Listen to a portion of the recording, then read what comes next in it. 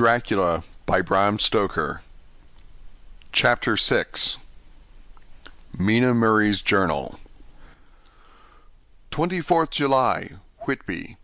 Lucy met me at the station, looking sweeter and lovelier than ever, and we drove up to the house at the Crescent in which they have rooms. This is a lovely place. The little river, the Esk, runs through a deep valley, which broadens out as it comes near the harbour. A great viaduct runs across, with high piers, through which the view seems somehow further away than it really is. The valley is beautifully green, and it is so steep that when you are on the high land on either side you look right across it, unless you are near enough to see down. The houses of the old town, the side away from us, are all red-roofed, and seem piled up one over the other anyhow, like the pictures we see of Nuremberg. Right over the town is the ruin of Whitby Abbey, which was sacked by the Danes, and which is the scene of part of Marmion, where the girl was built up in the wall. It is a most noble ruin, of immense size, and full of beautiful and romantic bits. There is a legend that a white lady is seen in one of the windows. Between it and the town there is another church, the parish one, round which is a big graveyard all full of tombstones. This is to my mind the nicest spot in Whitby, for it lies right over the town, and has a full view of the harbour, and all up the bay to where the headland called Kettleness stretches out into the sea. It descends so steeply over the harbour that part of the bank has fallen away, and some of the graves have been destroyed. In one place part of the stonework of the graves stretches out over the sandy pathway far below. There are walks, with seats beside them, through the churchyard, and people go and sit there all day long, looking at the beautiful view and enjoying the breeze. I shall come and sit here often myself and work. Indeed, I am writing now, with my book on my knee, and listening to the talk of 3 old men who are sitting beside me. They seem to do nothing all day but sit here and talk. The harbour lies below me, with, on the far side, one long granite wall stretching out into the sea, with a curve outwards at the end of it, in the middle of which is a lighthouse. A heavy sea-wall runs along outside of it. On the near side, the sea-wall makes an elbow crooked inversely, and its end too has a lighthouse. Between the 2 piers there is a narrow opening into the harbour, which then suddenly widens. It is nice at high water, but when the tide is out it shoals away to nothing, and there is merely the stream of the Esk, running between banks of sand with rocks here and there. Outside the harbour, on this side, there rises for about half a mile a great reef, the shop of which runs straight out from behind the south lighthouse. At the end of it is a buoy with a bell, which swings in bad weather, and sends in a mournful sound on the wind. They have a legend here that when a ship is lost, bells are heard out at sea. I must ask the old man about this. He's coming this way. He is a funny old man. He must be awfully old, for his face is gnarled and twisted like the bark of a tree. He tells me that he is nearly 100, and that he was a sailor in the Greenland fishing fleet when Waterloo was fought. He is, I'm afraid, a very sceptical person, for when I asked him about the bells at sea and the white lady at the Abbey, he said very brusquely, "I wouldn't fash mysel' about them, miss. Them things be all wore out. Mind, I don't say that they never was, but I do say that they wasn't in my time. They be all very well for comers and trippers and the like, but not for a nice young lady like you. Them feet folks from York and Leeds that be always eatin' curd herrings and drinkin' tea and lookin' out to buy cheap jet would creed out. I wonder mysel' who'll be bothered tellin' lies to them, even the newspapers, which is full of fool talk." I thought he would be a good person to learn interesting things from, so I asked him if he would mind telling me something about the whale-fishing in the old days. He was just settling himself to begin when the clock struck 6, whereupon he laboured to get up and said, "I must be gang agin Lloyd's home now, miss. My granddaughter doesn't like to be kept waiting when the tea is ready, for it takes me time to clamel aboon the grease, for there be a many of them, and miss, I lack belly timber sairly by the clock." He hobbled away, and I could see him hurrying as well as he could down the steps. The steps are a great feature on the place. They lead from the town to the church. There are hundreds of them. I do not know how many, and they wind up in a delicate curve. The slope is so gentle that a horse could easily walk up and down them. I think they must originally have had something to do with the abbey. I shall go home too. Lucy went out visiting with her mother, and as they were only duty calls, I did not go. 1st of August. I came up here an hour ago with Lucy, and we had a most interesting talk with my old friend and the 2 others who always come and join him. He is evidently the Sir Oracle of them, and I should think must have been in his time a most dictatorial person. He will not admit anything, and down-faces everybody. If he can't out-argue them, he bullies them, and then takes their silence for agreement with his views. Lucy was looking sweetly pretty in her white lawn frock. She has got a beautiful color since she has been here. I noticed that the old men did not lose any time in coming and sitting near her when we sat down. She is so sweet with old people. I think they all fell in love with her on the spot. Even my old man succumbed and did not contradict her, but gave me double share instead. I got him on the subject of the legends, and he went off at once into a sort of sermon. I must try to remember it and put it down. It be all fool talk, lock, stock, and barrel, that's what it be, and naught else. These bands and wafts and bogosts and bar-guests and a belderin, they be naught but airblibs. They and all grams and signs and warnings be all invented by parsons and ilsome bark bodies and railway tartars to scare and scunner halflings, and to get folks to do something that they don't other incline to. It makes me ireful to think of them.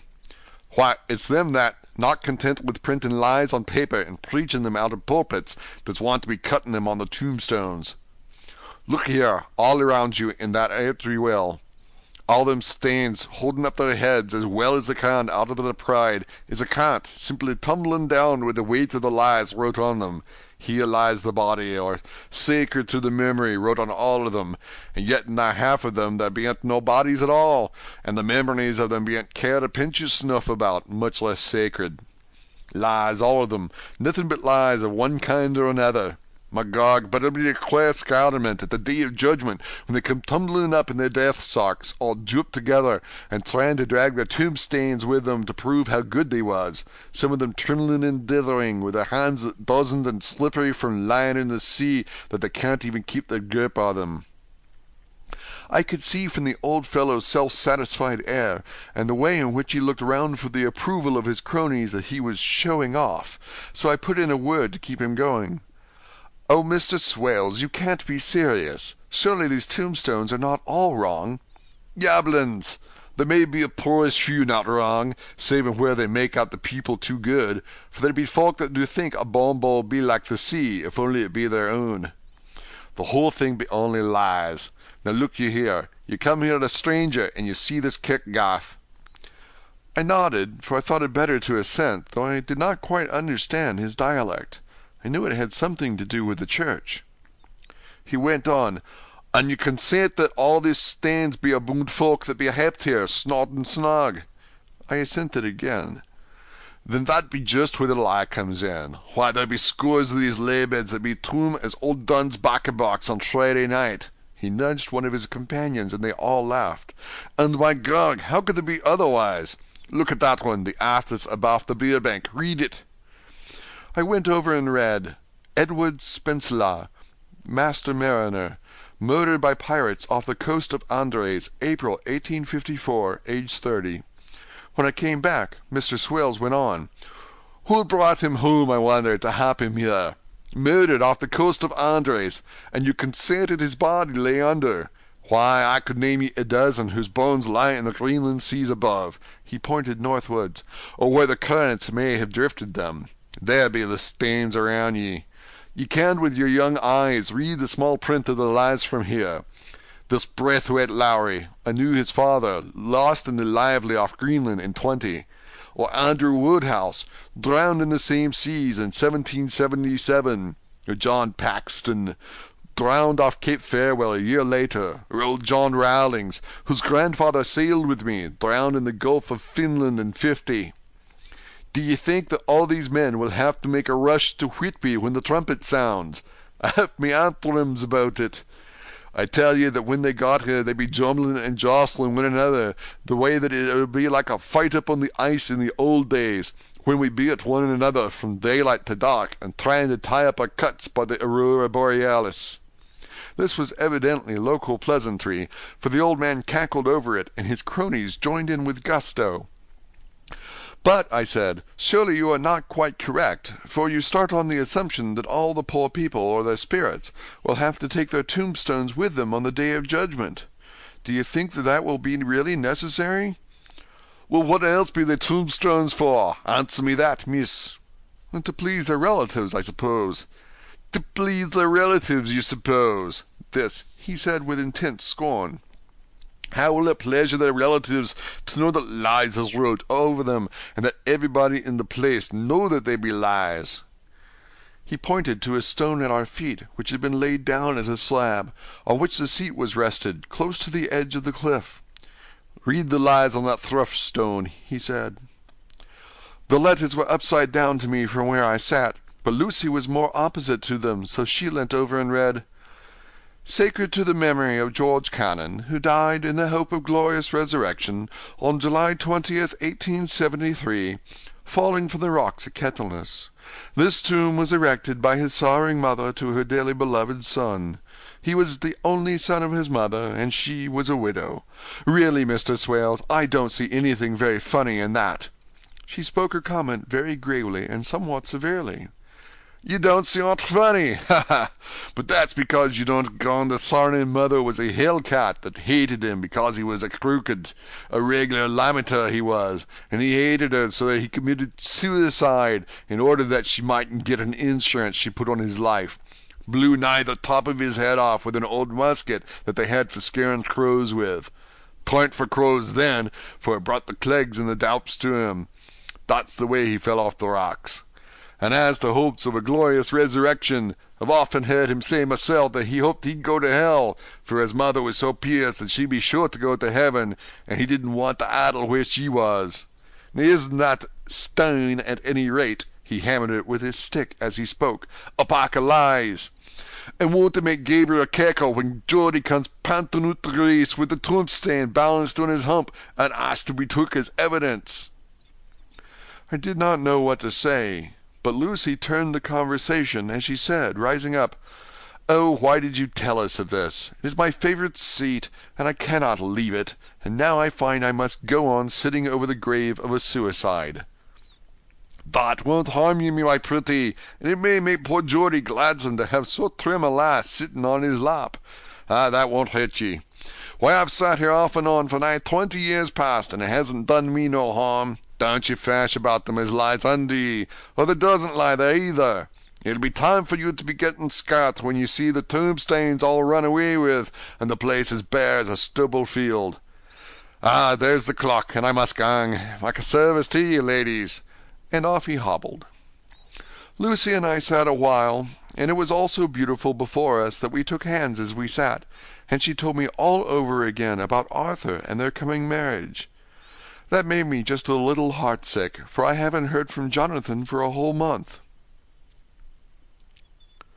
The same day. I came up here alone, for I am very sad. There was no letter for me. I hope there cannot be anything the matter with Jonathan. The clock has just struck 9.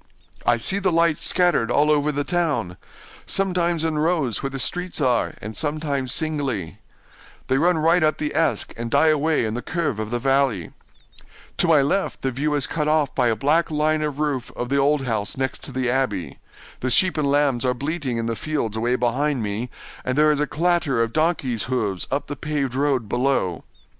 The band on the pier is playing a harsh waltz in good time, and farther along the quay there is a Salvation Army meeting in the back street.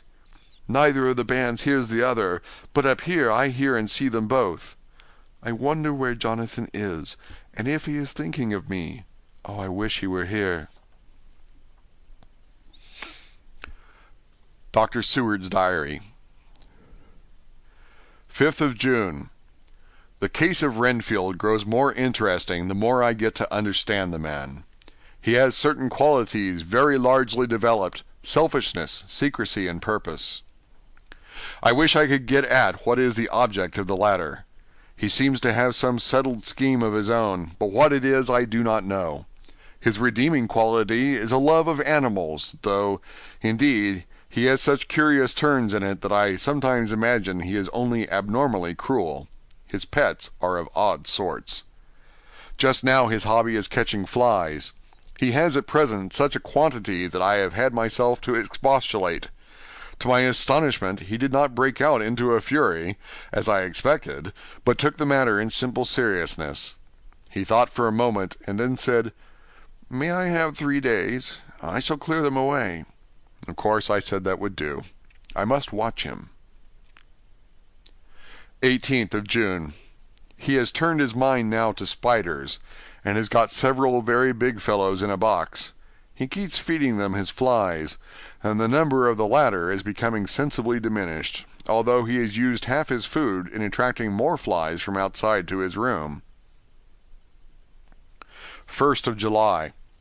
His spiders are now becoming as great a nuisance as his flies, and today I told him that he must get rid of them.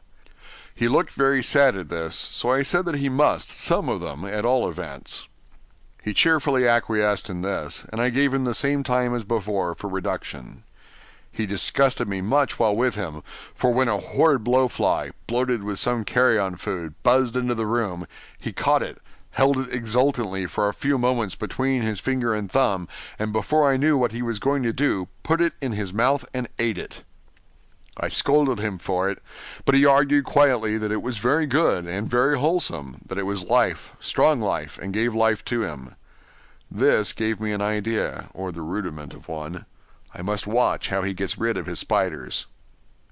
He has evidently some deep problem in his mind, for he keeps a little notebook in which he is always jotting down something.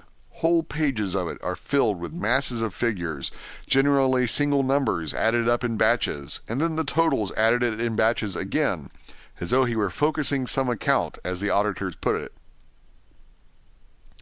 8th of July. There is a method in his madness, and the rudimentary idea in my mind is growing. It will be a whole idea soon, and then, O unconscious cerebration, you will have to give the wall to your conscious brother. I kept away from my friend for a few days, so that I might notice if there were any change. Things remain as they were, except that he has parted with some of his pets, and got a new one. He has managed to get a sparrow, and has already partially tamed it. His means of taming is simple, for already the spiders have diminished. Those that do remain, however, are well fed, for he still brings in the flies by tempting them with his food. 19th of July. We are progressing. My friend has now a whole colony of sparrows, and his flies and spiders are almost obliterated. When I came in, he ran to me and said he wanted to ask me a great favor, a very, very great favor, and as he spoke, he fawned on me like a dog. I asked him what it was, and he said, with a sort of rapture in his voice and bearing, "A kitten, a nice little sleek playful kitten, that I can play with, and teach, and feed, and feed, and feed." I was not unprepared for this request, for I had noticed how his pets went on increasing in size and vivacity, but I did not care that his pretty family of tame sparrows should be wiped out in the same manner as the flies and spiders. So I said I would see about it, and asked him if he would not rather have a cat than a kitten. His eagerness betrayed him as he answered, "Oh, yes, I would like a cat. I only asked for a kitten lest you should refuse me a cat. No one would refuse me a kitten, would they?" I shook my head, and said that at present I feared it would not be possible, but that I would see about it. His face fell, and I could see a warning of danger in it, for there was a sudden fierce, sidelong look which meant killing. The man is an undeveloped homicidal maniac. I shall test him with his present craving, and see how it will work out, and then I shall know more. 10 p.m. I have visited him again, and found him sitting in a corner brooding. When I came in, he threw himself on his knees before me, and implored me to let him have a cat, that his salvation depended upon it.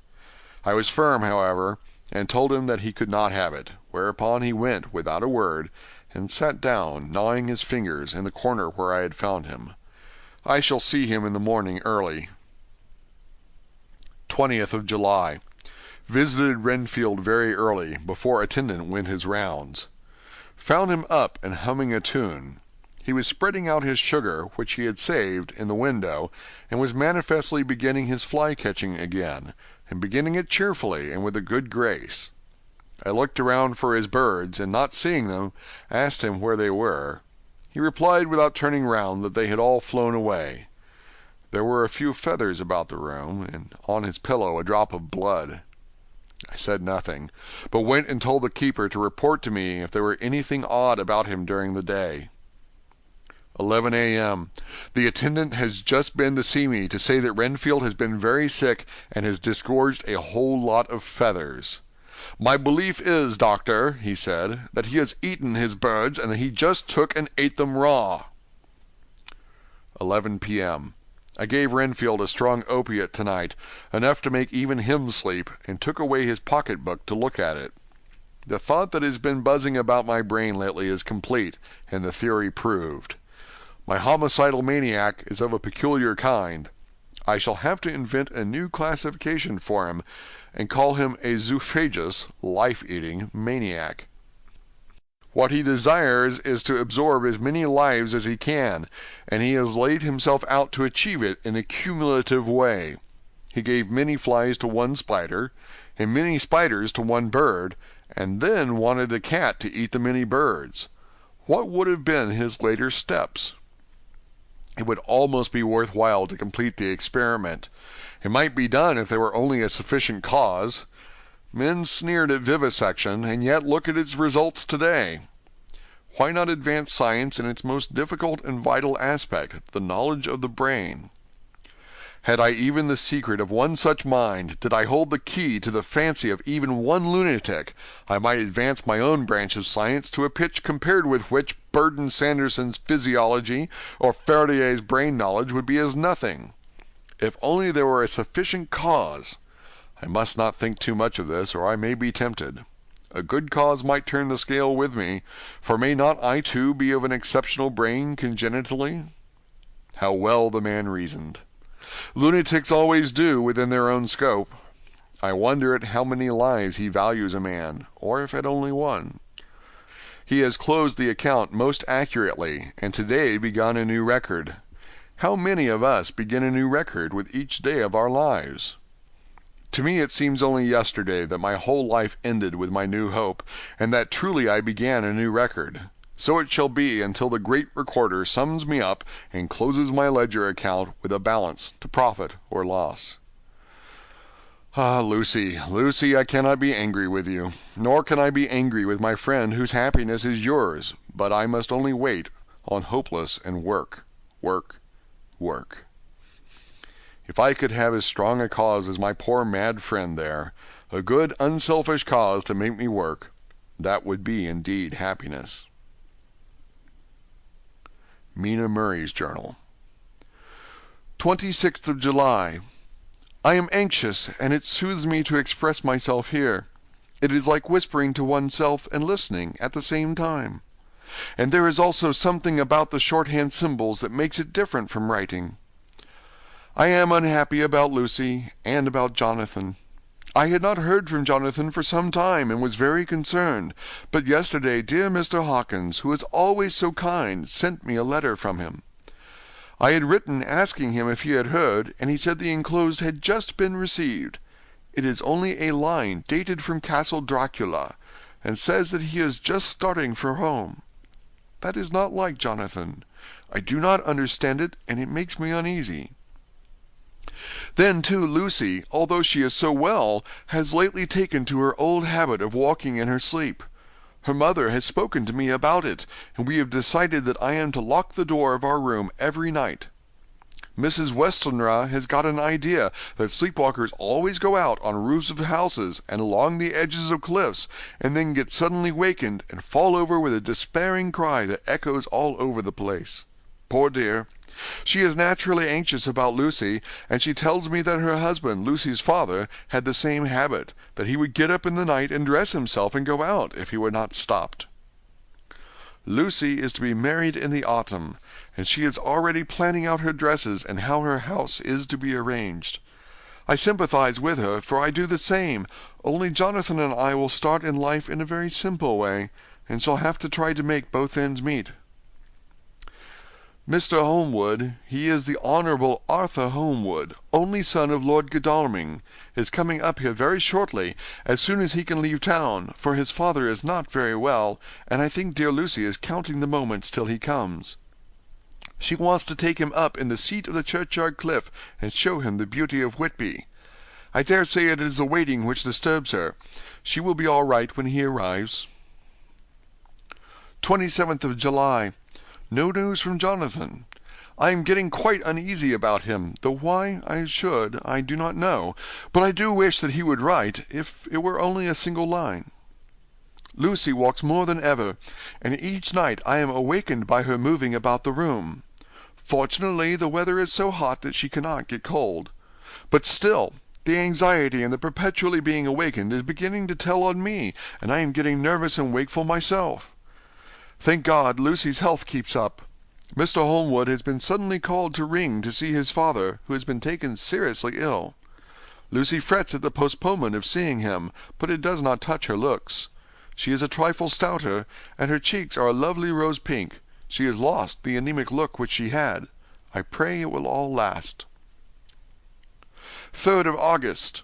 Another week gone by, and no news from Jonathan, not even to Mr. Hawkins, from whom I have heard. Oh, I do hope he is not ill. He surely would have written. I look at that last letter of his, but somehow it does not satisfy me. It does not read like him, and yet it is his writing. There is no mistake of that. Lucy has not walked much in her sleep the last week, but there is an odd concentration about her which I do not understand. Even in her sleep she seems to be watching me. She tries the door, and finding it locked, goes about the room, searching for the key. 6th of August. Another 3 days, and no news.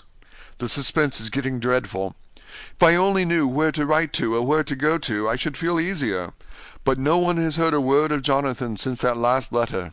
I must only pray to God for patience. Lucy is more excitable than ever, but is otherwise well. Last night was very threatening, and the fishermen say that we are in for a storm. I must try to watch it, and learn the weather signs. Today is a grey day, and the sun as I write is hidden in thick clouds high over Kettleness. Everything is grey, except the green grass, which seems like emerald amongst it. Grey earthy rock, grey clouds, tinged with the sunburst at the far edge, hang over the grey sea, in which the sandpoints stretch like grey figures.